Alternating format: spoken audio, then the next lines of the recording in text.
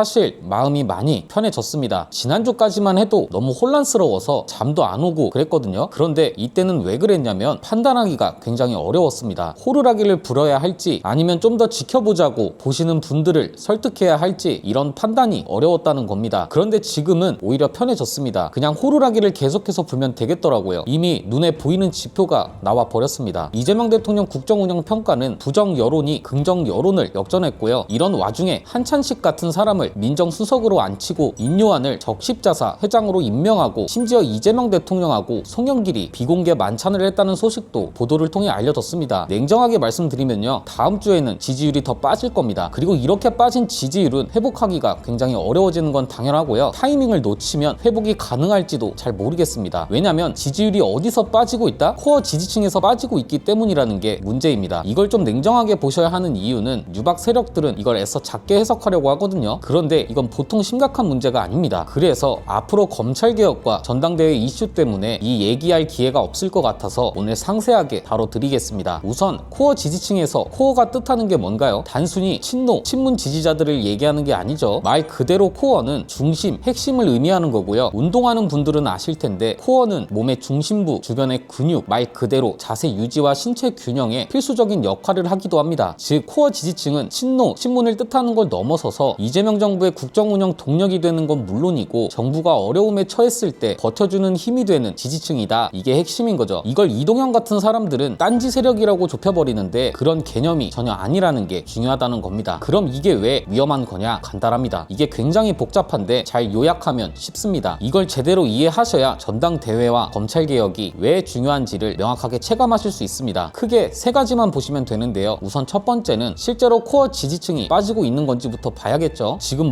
이재명 대통령 지지율이 떨어지는 게 당이 못해서 그런 거라고 하는 사람들, 저는 개인적으로 정치하면 안 될 정도로 판단력이 흐린 사람들이라고 봅니다. 이건 그냥 숫자를 보면 됩니다. 우선 이재명 대통령 취임 이후 처음으로 부정평가가 긍정평가를 앞질렀죠. 그럼 실제로 코어 지지층이 빠진 게 맞냐? 이것도 그냥 숫자로 보면 됩니다. 우선 이게 이념 성향별 지지율 증감 정도를 나타낸 건데요. 보통은 반대 성향의 지지율부터 빠지는 게 일반적인데 오히려 이번 지지율은 중도가 4.9%포인트, 진보는 무려 3.2%포인트가 빠지면서 보수보다 중도와 진보에서 훨씬 많이 빠진 걸 확인할 수 있습니다. 그럼 연령대별 증감률은 어떻냐? 이게 더 심각합니다. 4050이 민주당의 핵심 지지층인 건 누구나 아는 사실이잖아요. 그런데 가장 많이 빠진 게 어디? 50대였습니다. 무려 9.1%포인트가 빠졌고요. 40대도 5.5%포인트나 빠진 걸 확인할 수 있습니다. 20대가 6.2%포인트 빠진 건 선관위 이슈 영향이 크다고 보시면 됩니다. 이것만 봐도 코어 지지층들이 빠지고 있다는 게 확실하죠. 두 번째는 그럼 왜 하필 코어 지지층이 돌아선 거냐? 이게 은근히 헷갈려하는 분들이 많은데요. 순서를 구분 잘 하셔야 합니다. 한찬식 같은 사람을 임명해서가 아니라 코어 지지층이 식어 있는 상태에서 한찬식 같은 사람을 임명해서 이 순서가 굉장히 중요합니다. 이게 무슨 말이냐면 그냥 임기 초기를 생각하시면 됩니다. 이때는 지지율도 높았고 무엇보다 코어 지지층들의 응원과 지지가 압도적이었잖아요. 그래서 이 당시에는 동욱 같은 사람을 임명해도 심지어 이병태 같은 사람을 임명해도 대통령한테 뜻이 있겠지, 일단은 지켜봅시다, 이런 반응들이 대부분이었습니다. 그래서 1기 내각을 구성할 당시 논란은 좀 있었어도 그 뒤로 그 인사들에 대한 문제 제기를 거의 안 했잖아요. 그런데 지금은 상황이 다르죠. 코어 지지층이 이미 많이 식은 상태, 이게 문제고요. 인사 임명과 송영길 같은 사람하고 비공개 만찬을 했다는 것, 문제를 증폭시키는 장치인 거라고 이해하시면 됩니다. 이 순서가 왜 중요하냐? 결국 이 지지층이 왜 식었는지부터 제대로 파악해야 한다는 게 중요하다는 소리거든요. 유박 세력들이 참 바보 같은 게 이쪽을 보고 배신자들이라고 얘기하잖아요. 사실 이게 굉장히 중요한 키워드인 겁니다. 배신이라는 건 뭔가요? 기존에 우호적이었기 때문에 배신이라는 말을 쓸 수 있는 거 아닌가요? 원래는 우호적이었는데 돌아섰다는 거잖아요. 이게 왜 중요하냐면 기존에 우호적이었던 이유는 뭐다? 민주당을 지지했던 사람들, 친노였던 사람들이 친문이 되고 친문이었던 사람들이 친명이 된 겁니다. 즉 친문이었던 사람들이 이재명이라는 정치인을 지지하고 대통령이 될 수 있게 전폭적으로 지지해줬던 겁니다. 조국혁신당도 그 역할을 했잖아요. 그런데 이 역할을 한 사람들을 반명으로 몰아가고 심지어 대통령이나 청와대에서는 오히려 기존 지지자들을 혼내는 듯한 메시지가 계속 나오니까 이거 청산 대상이 저쪽이 아니라 우리였나? 이런 의심으로 이어지고 있는 게 문제라는 거죠. 김어준 공장장도 오늘 이걸 얘기한 겁니다. 짧게 듣고 올까요? 더 근본적인 것은 내가 대체되나? 이런 거예요. 나 지금 이재명 정부, 나는 DJ를 지지했고, 나는 노무현을 지지했고, 나는 문재인을 지지했고, 나는 이재명을 지지했고 이렇게 이어져 온 지지층의 역사가 있어. 코어 지지층은. 그런데 갑자기 내가 그럼 문재인 지지했던 건 잘못됐다는 거야? 그 사람들한테 지금 반명이라고 그렇지. 손가락질하는 사람들이 내가 있어. 문재인 지지했다가 이재명 지지한 사람인데 그런데 그 사람을 지금 문재인 지지했던 건 잘못된 거야? 라고 잘라내니까 그리고 그걸 이재명으로 대체하는 거야? 그럼 나 대체되는 거야?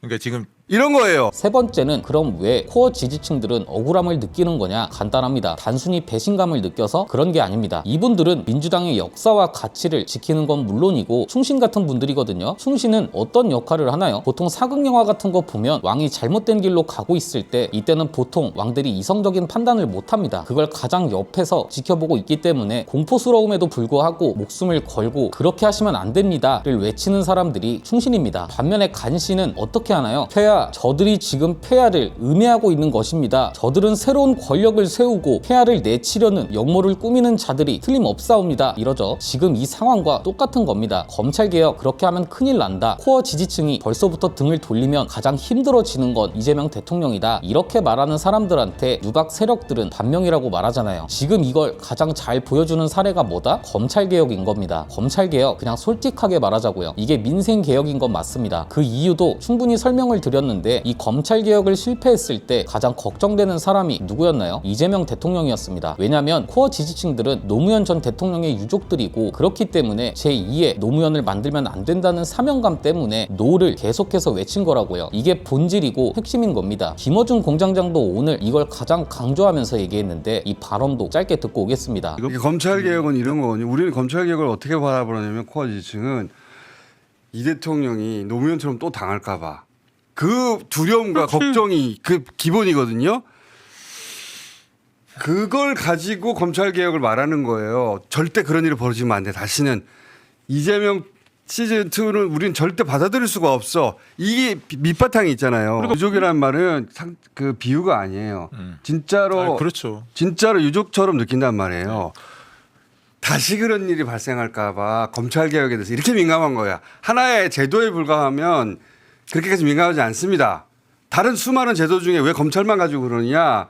이거는 우리 모두가 유족이기 때문에 또 상을 치르고 싶지 않다고. 거기다가 저기 이재명을 해치려는 걸 봤잖아요. 그러니까. 이재명을 그 자리에 이렇게 근데 그거를 대통령 뜻에 반한다고 받아들인단 말이에요. 뉴 이재명은. 그게 아니에요.